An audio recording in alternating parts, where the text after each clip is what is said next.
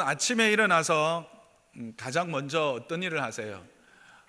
화장실에 먼저 가시는 분도 계시고 하겠지만, 현대인들 특징 중에 하나가 뉴스를 본다는 겁니다. 뉴스를 접한다는 거죠. 어떤 이들은 예전에는 이제 신문을 통해서, 또 TV를 통해서, 요즘은 어때요? 스마트폰을 통해서 이렇게 뉴스를 접합니다. 뉴스 말 그대로 새로운 소식들을 궁금해하면서 신문을 펴고 TV를 켜고 스마트폰을 켭니다. 그러면 거기에서 전해주는 소식이 어떻습니까? 여러분이 하루를 시작하는 그 상쾌함을 더욱더 상쾌하게 만들어주는 그런 미소 짓게 하고 활력을 주는 소식들로 채워져 있습니까? 아니면 여전히 한숨이 더 깊어지고 더 짜증이 돋구어지고 또 마음의 아픔이 정말 말할 수 없는 슬픔으로 가득 채워지는 그런 소식들로 채워지고 있습니까? 아마 후자일 것입니다. 대부분이 분쟁의 소식이고 다툼의 소식입니다. 그로 말미암는 아픔과 고통과 슬픔, 좌절들의 소식입니다. 이제는 이것들이 너무 익숙해져서 이제는 우리는 너무 담담하게 그런 것들을 받아들입니다. 그러면서 예전에 했던 질문들을 잊어버렸습니다. 왜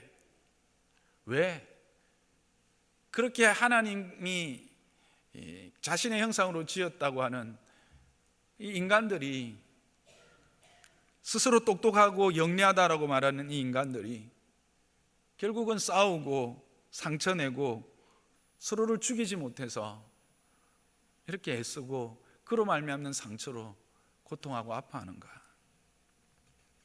그런 질문을 우리는 했었습니다. 근데 이제는 그 질문조차도 하지 않게 되었습니다. 왜 이렇게 되었을까요? 이런 질문은 단지 오늘날의 질문만은 아니지요. 이 질문은 이 창세기 말씀을 처음 전해 듣던 그 시내산 밑에 모였던 이스라엘, 하나님의 백성으로 부름받은 그 이스라엘의 질문이기도 했습니다. 그들은 왜 자신들의 노예로 그렇게 또 이 고통의 광야길을 걸어가야 하는지 묻고 싶었을 것입니다.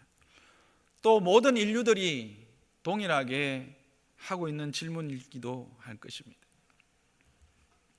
그렇다면 처음부터 그랬나 하는 것입니다. 인간이 처음부터 이렇게 서로 분열되고 다투고 상처를 주고 그 상처 때문에 아파하고 눈물로 하루를 시작하고 한숨으로 하루를 마치고 그렇게 살아갔느냐 하는 것입니다. 그렇지 않는 것을 우리는 창세기 1장 2장을 통해서 분명히 보았습니다. 하나님은 그 하나님이 가지신 모든 지혜와 지식과 능력을 통해서 보이는 세계와 보이지 않는 세계를 만드셨습니다. 그리고 좋아하셨습니다. 그것이 참으로 하나님 보시기에 좋을 만큼 선하고 아름답고 완전했었습니다. 그 완전한 가운데 하나님은 따로 에덴이라고 하는 특별한 동산을 또 만들어서 자기 형상으로 지음받은 사람들을 그곳에 살게 했습니다. 그래서 하나님께서 허락하신 모든 것들을 경작하고 지켜내면서 하나님이 그들에게 베풀어 주신 그 놀라운 그 엄청난 것들을 누리고 확인하면서 감사하면서 그렇게 살아갔습니다. 서로가 서로에 대해서 인격적으로 존중하며 서로가 서로에 대한 찬양과 경의를 표하면서 그런 아름다움과 설레임과 기쁨 가운데 그 에덴을 살아가고 있었던 것이죠. 그런데 왜 지금은 인간들은 이와 같이 되었는가? 왜 분열하고 분쟁하고 고통 주고 고통을 받고 살아가게 되었는가 하는 것입니다. 그 질문에 대한 답이 오늘 이 본문이죠. 그래서 실제로 우리는 이 본문을 읽으면서 아멘으로 마지막을 마감했지만 참 아멘이라고 하는 그 대답에 합당치 않은 그런 본문인 것은 사실입니다. 아멘이 무엇입니까? 그렇습니다. 그대로 되기를 원합니다. 이게 아멘이 될 수 없는 본문이 실제로 이 본문이긴 합니다. 그러나 우리가 아멘 할 수 있는 이유가 있습니다. 왜 그렇습니까? 그리스도로 말미암아 이제 이미 이 모든 것들이 다시 우리에게 회복되어졌기 때문에 그렇습니다. 오늘 우리가 이 말씀 앞에 다시 서는 이유는 그저 옛날의 실패를 다시 확인하고 그 옛날의 과거를 다시 헤집어서 상처를 내려고 하는 것이 아니라 그 옛날의 그 상처 앞에서 이제는 그 상처를 다시 경험하지 않고 새롭게 회복된 에덴을 생각하고 이제 새롭게 회복해 주신 그 에덴을 어떻게 하면 온전히 누릴 수 있을 것인가 하는 지혜를 얻을 수 있기 때문에 그렇습니다. 왜냐하면 여전히 우리 앞에는 동일한 선악을 알게 하는 나무의 유혹들이 계속되고 있기 때문에 그렇습니다. 저와 여러분이 이 시간을 통해서 그리스도로 말미암아 허락되어진 이 새 에덴의 기쁨, 이 새 에덴의 즐거움, 이 새 에덴의 소망, 이 새 에덴의 감격을 누리고 풍성히 누리는 지혜가 얻어지는 시간 되기를 주님의 이름으로 축복합니다. 오늘 본문은 이렇게 시작합니다. 뱀이 있었다고 말합니다. 그 뱀은 여호와 하나님이 지으신 들짐승 중에 가장 강교한 존재였다, 그렇게 말합니다. 여기서 우리가 시작하면서부터 큰 충격을 하나 받습니다. 그것은 뱀이라고 하는 존재입니다. 근데 여기 뱀이 여호와 하나님이 지으신 들짐승 중에 가장 강교하다라고 했는데, 이 강교하다라고 하는 쾌율이 많다, 꾀는 자다, 꾀다라고 하는 뜻도 있지만 실질적으로 이것이 더 많은 곳에서는 영리하다, 지혜롭다라고 하는 뜻으로 사용되고 있다라고 하는 사실입니다. 즉 이것을 긍정적으로 풀면 뱀이 여호와 하나님께서 지으신 들짐승 중에 가장 영리한 존재였다라고 하는 것입니다. 가장 지혜가 있는 존재라 그렇게 인정받는 존재가 바로 뱀이었다는 겁니다. 그런데 이 뱀이 지금 어떻게 쓰임받고 있습니까? 그 지혜와 그 영리함이 참으로 긍정적이고 선한 일을 도모하는 일에 쓰이지 못하고 강교하고 꿰어 넘어뜨리는 일에 쓰이고 있다는 사실이 이 3장을 시작하면서부터 우리를 충격으로 몰고 갑니다. 무엇을 가지고 무엇을 소유하고 있고 무엇에 내가 몸담고 있느냐가 중요한 것이 아니라 그것이 어떻게 사용되어지고 그것이 누구의 손에 쓰임받고 있느냐가 더 중요하다는 사실을 시작하면서부터 성경은 우리에게 분명히 말하고 가르치려고 하고 있습니다. 영리한 것, 지혜로운 것, 참으로 복된 것이지요. 그것도 여호와 하나님이 지으신 들짐승 중에, 사람을 제외한 들짐승 중에 가장 영리했다라고 하는 사실입니다. 그 영리함, 그 영특함이 결국은 하나님의 일, 하나님의 나라를 무너뜨리는 일에 지금 쓰이게 될 것을 우리는, 또 쓰이게 된 것을 우리는 알고 있습니다. 그렇게 볼 때 시작하면서부터 우리에게 큰 도전으로 다가오는 것입니다. 여러분, 모든 일에 참으로 영리하고 지혜로운 자가 되기를 주님의 이름으로 축복합니다. 그러나 그 영리함과 지혜로움이 하나님의 일을 대적하는 일이 아니라 하나님의 일을 세워가는 일에 쓰임받기를 주님의 이름으로 축복합니다. 여러분의 자녀들이 참으로 영리하고 지혜롭기를 주님의 이름으로 축복합니다. 그리고 그 지혜로움과 그 영리함이 하나님의 손에 쓰이는 지혜가 되기를, 하나님의 손에 쓰이는 영리함이 되기를 주님의 이름으로 축복합니다. 이 뱀은 그 영리함과 그 지혜로움이 강교함으로 쓰임받게 되어집니다. 그런데 그것을 그렇게 악하게 하나님을 대적하는 일에 쓰게 하는 존재가 누구입니까? 뱀 자체입니까? 뱀 자신입니까? 아닙니다. 요한계시록 12장 9절은 그것이 어떤 존재인지 우리에게 밝히 말해주고 있습니다. 함께 읽어보겠습니다. 시작. 큰 용이 내쫓기니 옛뱀 곧 마귀라고도 하고 사탄이라고 온 천하를 꿰는 자라. 그가 땅으로 내쫓기니 그의 사자들도 그와 함께 내쫓기니라. 어떤 존재라고 말합니까? 옛뱀은 곧 마귀라고 합니다. 그는 사탄이라고 하는 존재임을 분명히 이야기합니다. 근데 그가 어떤 일을 하는 존재입니까? 온 천하를 꿰는 자라. 온 천하를 이렇게 쉽게 이야기하면 온 천하를 두고 사기치는 자라는 겁니다. 사기치는 자.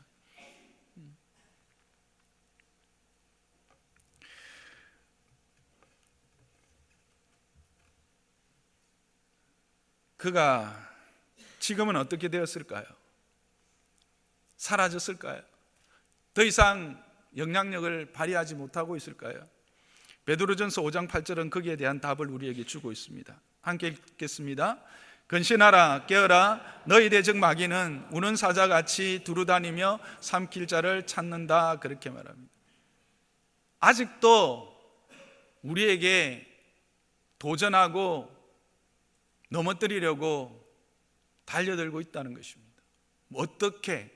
우는 사자와 같이, 때로는 광명한 천사로, 때로는 우는 사자와 같이, 어떨 때는 아주 우아하고 아주 부드러운 모습으로 우리에게 다가오지만 때로는 사자처럼 아주 포악한 모습으로, 우리를 두렵게 하는 모습으로 우리에게 다가오고 있다라고 하는 사실입니다. 여러분, 우리가 영적 전쟁의 자리에 있다라고 하는 사실을 기억해야 합니다. 이 땅에는 영적인 전쟁터입니다. 여러분은 사단이 있는 것을 믿으십니까? 믿는 사실입니다. 사단이 있습니다. 마귀라고 하는 존재가 있습니다. 하나님을 대적하려고 하는 존재가 있습니다. 성경은 분명히 말하고 있습니다. 우리는 어느덧 이것을 잃어버리고 무시하고 없는 듯이 살아갑니다. 그러나 그렇지 않습니다. 사단은 분명히 존재하고 있습니다. 그리고 그는 지금도 우리들에게 광명한 천사로, 때로는 우는 사자의 모습으로 우리를 유혹하고 넘어뜨리려고 한다는 사실을 기억하십시오. 그는 언제든지 우리 앞에 하와에게 들이밀었던 그 수법으로 우리를 넘어뜨리려고 한다라고 하는 사실입니다. 여러분, 무엇으로 이 사단을, 이 마귀를 이길 수 있겠습니까? 그것은 지피지기면 백전백승이라. 주께서 오늘 말씀으로 보여주시는 이 사단의 괴계, 그 꾀를 우리가 잘 파악하면 그것을 역이용할 수 있는 것입니다. 그것을 따라가지 않으면, 그것을 거꾸로 가면 우리는 승리할 줄 믿습니다. 그러면 어떤 괴계를 그가 펼치고 있는지를 보도록 하겠습니다. 그가 뱀이 여자에게 묻습니다. 하나님이 참으로 너희에게 동산 모든 나무의 열매를 먹지 말라 하시더냐, 그렇게 묻습니다. 여러분, 여기에 이 질문을 다시 한번 들려드리겠습니다. 하나님이, 하와야, 하나님이 참으로 너희에게 동산 모든 나무의 실과를 먹지 말라 그랬어? 뭔가 좀 감이 오십니까? 제가 이 뱀처럼 이렇게 영리하지를 못해서 이 효과를 잘 드러내지는 못하는 것 같습니다. 그러나 이 말 안에는 참으로라는 단어를 사용해서 자극을 주고 있습니다.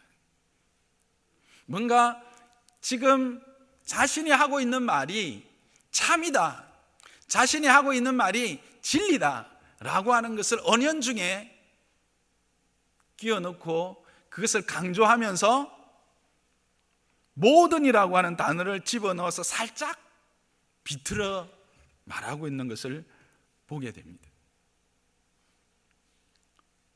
그러면서 이것이 결국은 하와에게 어떤 느낌으로 다가오게 하는 것일까요? 의심입니다. 의문을 던지는 것입니다.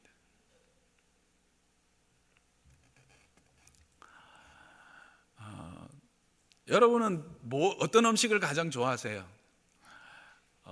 우리 때는 갈비찜 같은 거 좋아했다고 합시다. 갈비찜. 이제 집에 갈비찜이 있어요. 엄마가 가면서, 얘야, 이거는 아버님 오시면 같이 먹게, 먹지 말고 그 저녁 때까지 기다려라 하고 갔어요. 근데 점심때가 되니까 배가 고파. 와가지고 친구가 보니까 갈비찜이 있거든. 저걸 같이 먹으려면 어떻게 할까? 야, 너희 엄마가 진짜로 니한테 저 갈비 조금 더 먹으면 안 된다더라. 그러면 여러분 어떤 생각이 드세요? 먼저 그래, 죽을 꼭 내가 못 먹을 이유가 뭐지? 그리고 엄마가 왜 내한테 그 조금도 못 먹게 했지?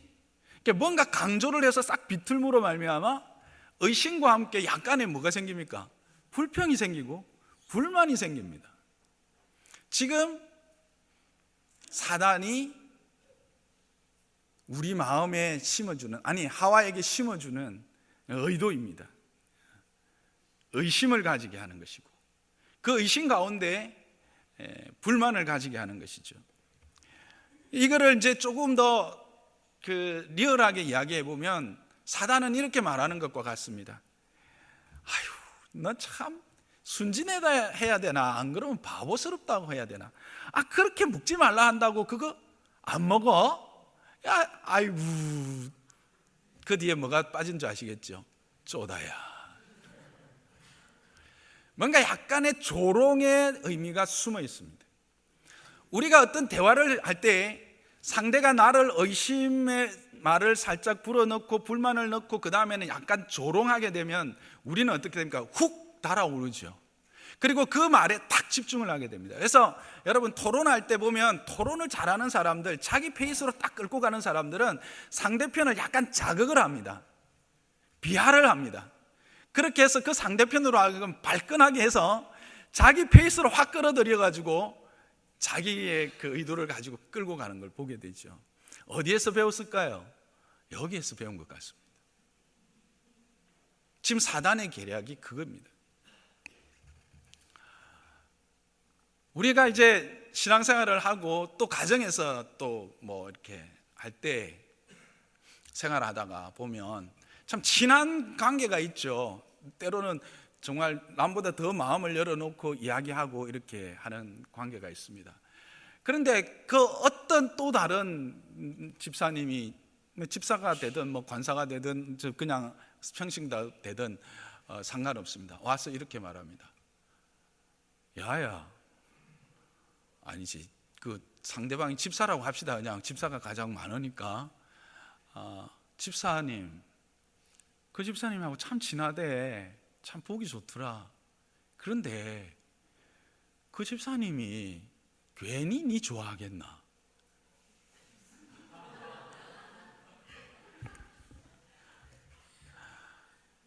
그렇게 되면 뭡니까? 괜히 내한테 이상한 생각이 불쑥 듭니다. 그러면서 다 이유가 있다. 그러면 그 다음에 저녁에 어떻게 됩니까? 그 이유가 뭘까? 그럼 그때도 그래서 그랬나? 그때 나하고 뭐 어디 가서 맛있는 거 사준 것도 그래서 그랬나? 뭐 의심의 구멍이 점점 넓어지죠. 그러면서 그 뉘앙스는 뭡니까? 네가 어리석으니까 그렇게 이용하려고 그런 거 아닌가 하는 약간의 조롱의 말투를 딱 던져 넣으면 그건 완전히 뭐예요? 낚시에 딱 걸린 거예요.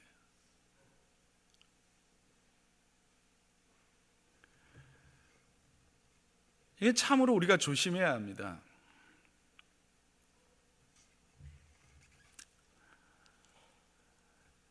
이것이 이제 하와에게 그대로 적중이 된 것 같습니다. 그래서 하와의 대답을 보면 그것을 알 수 있어요. 하와가 뭐라고 합니까? 2절 3절인데 함께 볼까요? 시작. 여자가 뱀에게 말하되 동산 나무의 열매를 우리가 먹을 수 있으나 동산 중앙에 있는 나무의 열매는 하나님의 말씀에 너희는 먹지도 말고 만지지도 말라 너희가 죽을까 하노라 하셨느니라.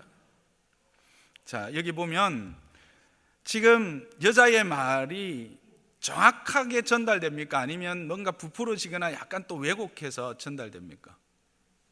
그렇죠? 부풀어지고 왜곡됩니다. 첫째, 동산 나무의 열매를 우리가 먹을 수 있으나 그렇게 말합니다. 동산 중앙에 있는 나무의 열매는 당산 중앙에 있는 나무가 한두 그루가 밖에 없었을까요? 물론 이제 성경에는 동산 중앙에 선악을 알게 하는 나무와 생명나무가 있었다 그렇게 이야기를 하지만 지금 하와는 벌써 뭡니까? 그것을 대충 얼버무리고 있는 것을 보게 됩니다. 그리고 그것이 더 극적으로 나타나는 게 만지지도 말라 또 죽을까 하노라 라고 하는, 벌써 듣습니까? 느슨해진 모습을 보게 되죠. 이게 어떤 의미일까요? 이미 마음이 기울어졌다라고 하는 증거입니다. 그 마음에 죽을까 하노라 이 말은 진짜인 것 같아요. 안 죽을 수도 있지, 이게 벌써 하와의 마음에 딱 자리 잡은 거예요.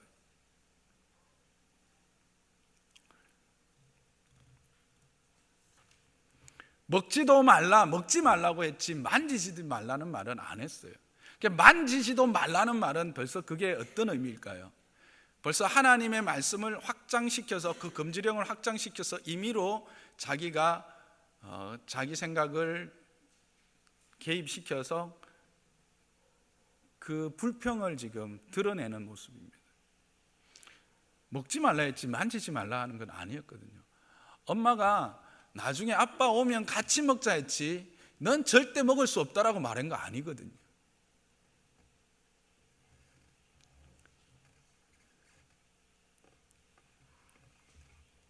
더 근본적인 문제는 우리가 아는 것처럼 하나님께서 그 선악을 알게 하는 나무의 열매를 주신 그 이유를 그는 완전히 왜곡시키고 그 하나님의 참된 뜻을 그는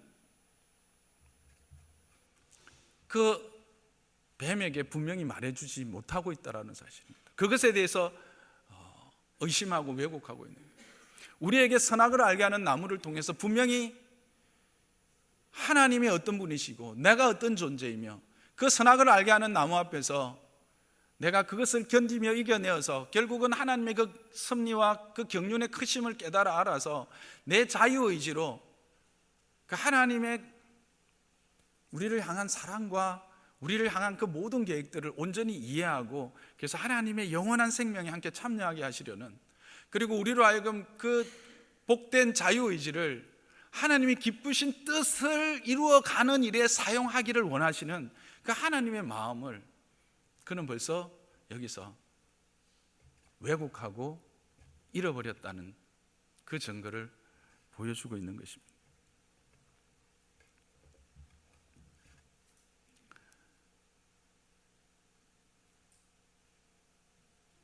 의심을 촉발하고 조롱의 말투로 정신을 혼미하게 합니다. 불만을 가지게 하는 것이죠.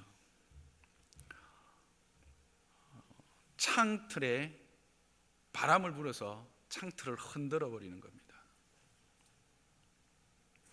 이제 창틀이 흔들리고 있다는 사실을 알면 어떻게 될까요? 결정적인 한 방을 날리는 것이죠. 거짓을 확신시키는 단계로 넘어갑니다. 4절입니다. 너희가 결코 죽지 아니하리라. 이 말은 이것입니다. 내 말이 맞다니까. 하나님 말씀이 맞는 게 아니고 내 말이 맞다니까. 먹어도 돼. 괜찮아. 아무 일 없어. 거짓을 확신시켜 줍니다. 죽는다는 것은 뭡니까? 관계가 끊어진다는 것입니다. 우리가 죽음을 슬퍼하는 이유가 뭡니까? 더 이상 관계할 수 없다라고 하는 사실입니다. 너희가 정령 죽으리라는 것은 이것으로 말미암아 너희와 나와는 전혀 상관없는 관계에 단절이 일어날 것이라는 것을 말씀하시는 것입니다. 선과 악을 먹고 선과 악을 알게 하는 나무의 열매를 먹고 그것을 너희가 취하는 그 순간 너희가 이제는 선과 악의 기준이 되고, 그렇게 되면 너희가 판단자가 될 것이고, 그 판단자가 되면 이제 다시는 나와 상관없는, 나와 관계없는 존재가 될 것이니까 이것은 너희에게 먹지 않는 것이, 너희가 먹지 않는 것이 복이다 말씀해 주셨던 것이죠. 그런데 그것에 대해서 지금 사단은 정면으로 도전하고 있습니다. 우리가 사단에게 틈을 보이기만 하면 사단은 언제든지 우리를 흔들 수 있다고 하는 사실을 여러분 기억하시기를 바랍니다. 아니, 실질적으로는 틈을 보이지 않았음에도 사단은 처음부터 도전하고 있었습니다. 우리 생각에 내가 정말 너무 완벽하고 완전하고 온전하다고 생각하는 그 순간에도 우리는 안심할 수 없다는 것을 기억하십시오. 에덴이 주어졌고, 그 에덴 안에서 하나님이 허락하신 배필, 돕는 배필들로 인하여 기뻐하고 즐거워하며 감사하고 소망 가운데 살아가던 그 하와에게 사단은 시험을 시작했다라고 하는 사실을, 그래서 우리는 늘 깨어있지 않으면, 경성하여 있지 않으면 언제 시험에 넘어갈 줄 모른다는 사실을 늘 기억하셔야 돼요. 우리가 아무리 영리하고 우리가 아무리 영특하다 할지라도 그것이 사람에 의해서, 사단에 의해서 조종되어 사용된다면 하나님의 편에 서서 하나님의 일을 이루어가는 것이 아니라 사단의 편에 서서 사단의 일을 이루어가는 도구가 될 수밖에 없다는 사실을 우리는 늘 잊지 말고 기억해야 하는 것입니다. 상반된 메시지는 우리의 생각의 틀을 완전히 흔들어 버립니다. 심하게 흔들리면 어떻게 될까요? 여러분, 뱀이 왔을 때 심하게 창틀이 바람에 흔들렸어요. 어떻게 됐죠? 와장창 깨지는 것이죠. 프레임의 전쟁입니다. 세계관의 전쟁입니다.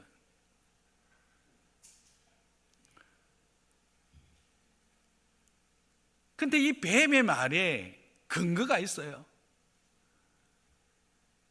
여러분, 뱀이 지금 주장하고 있는 것이 어떤 근거를 가지고 있어요? 아니면 훅 들어온 거예요? 우리말로 훅 들어와요. 이게 우리의 삶들 가운데 자주 있어요. 전도하다가 예수 믿으세요. 예수 믿으면 참 좋습니다. 예수 믿고 천국 갑시다. 왜 믿어야 되는데? 훅 들어오죠. 그것뿐만 아니라 우리의 삶의 다양한 모습들 앞에서 전혀 근거 없는 말로 그들은 우리를 넘어뜨리려고 하고 유혹하려고 하고 합니다. 그때 우리는 당황하지 말아야 해요. 그들의 일방적인 주장을, 그 주장 앞에 우리는 정신을 똑바로 차려야 합니다. 그때 우리는 두 가지 사실을 기억해야 합니다. 첫째는 무엇입니까? 검증할 수 없는 메시지가 우리에게 전달되어졌을 때 우리는 메시지에 집중해야 할까요? 메신저에 집중해야 할까요? 메신저에 집중해야 합니다. 하와는 이때 그 메시지가 그를 마음을 흔들고 있을 때 이 메시지가 아니라 두 상반된 메시지를 주는 메신저가 누구인가를 그는 생각했어야 합니다. 하나님인지 뱀인지를 그는 생각했어야 합니다. 우리는 이 땅에 살아갈 때, 믿음의 걸음을 걸어가려고 할 때 수없이 많은 메시지들이 우리 앞에 던져집니다. 그래서 우리의 마음을 흔듭니다. 우리를 유혹합니다. 넘어뜨리려고 하지요. 그럴 때 우리는 어떻습니까? 자꾸 그 메시지에만 집중해서 그 메시지가 어떠한가를 살펴보려고 합니다. 근데 메시지가 중요한 게 아닙니다. 더 중요한 것은 메신저입니다.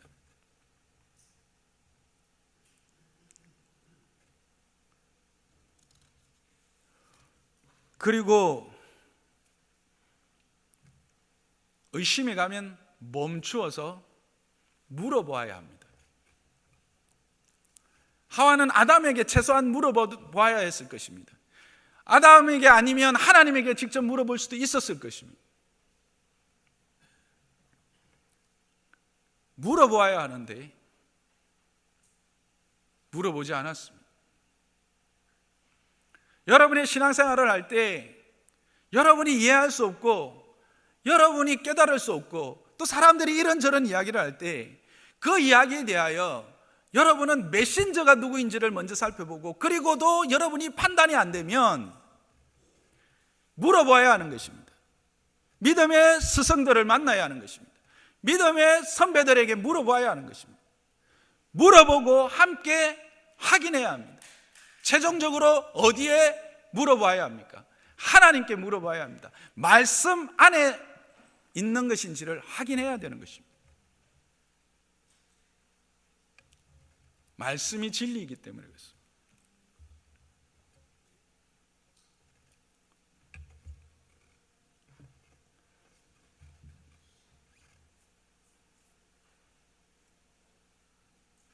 하와는 그 일을 실패한 겁니다. 메신저를 바라보지도 못했고 멈추어서 생각하고 물어보지도 못했습니다. 여러분의 삶에도 동일한 일들은 반복될 것입니다. 사단은 지금도 우는 사자와 같이 때로는 광명한 천사와 같이 변장을 하고 우리 앞에서 때로는 위협하며 때로는 회유하면서 우리를 유혹할 것입니다. 그리고 수없이 많은 메시지를 우리에게 던질 것입니다. 그때 여러분 기억하십시오. 메신저가 누구인지, 그리고 멈추어 서십시오. 그리고 물어보십시오. 그래야 여러분이 넘어지지 않습니다.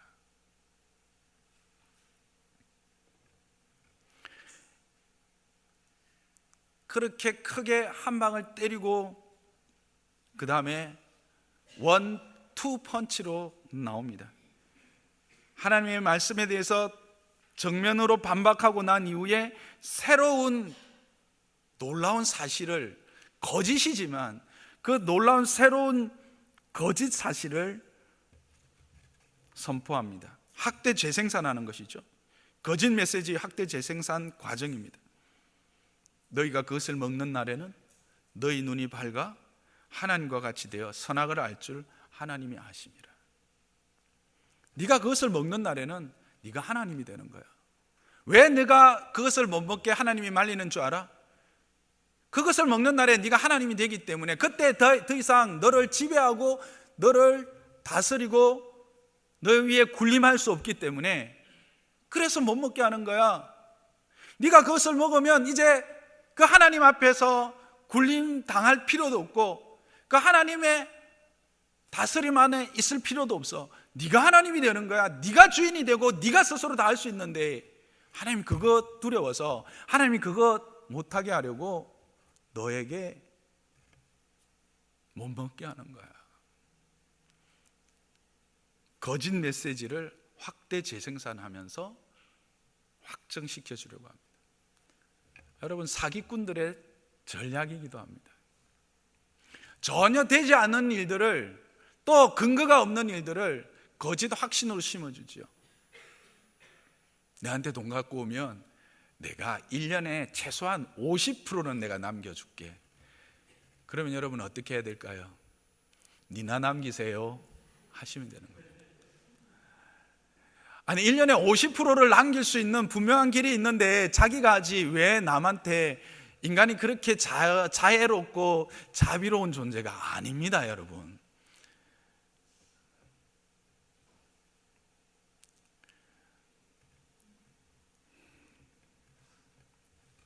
거짓 메시지를 학대 재생산하여서 우리를 완전한 거짓 확신 속에 빠뜨려 버리는 것이죠.